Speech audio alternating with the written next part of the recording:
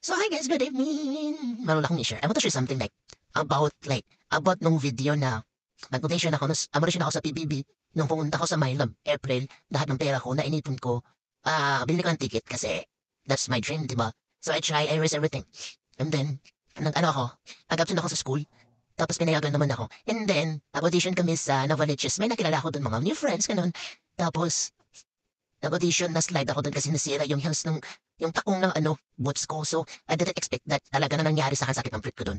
Tapos, nung araw na yun, nakuha ko. Like, hanggang 2, hanggang 3 ba yun? Tapos, parang, yung last na performance, hindi ako nakuha. Siguro, kasi, hindi ako maganda or something like that. Or siguro ko ako sa performance kasi, nung sinuot ko, na pants parang sobrang tight sa akin. At hiniram ko lang yun sa ate ko, guys. So, hiram ko lang yun.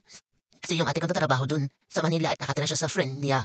Tapos, wala akong damit na parang maganda para isuot. So, yung ate ko gusto ko din mag-audition siya pero ayaw niya, so sumawa lang siya sa akin. Ganun. Sobrang worth it naman. Tapos, tapos na yung pera ko. Pero siguro there is next time more next, diba? So, let's see this video guys. Basta masakit, di ko alam. O diba guys, kita niya naman. Pero di ko sinadya ha, di ko yun sinadya, na-slide talaga ako dun. So, kasi, pagtakbo ko, parang yung takong ng boats ko. So, yun, napakasakit naman ng pit ko dyan.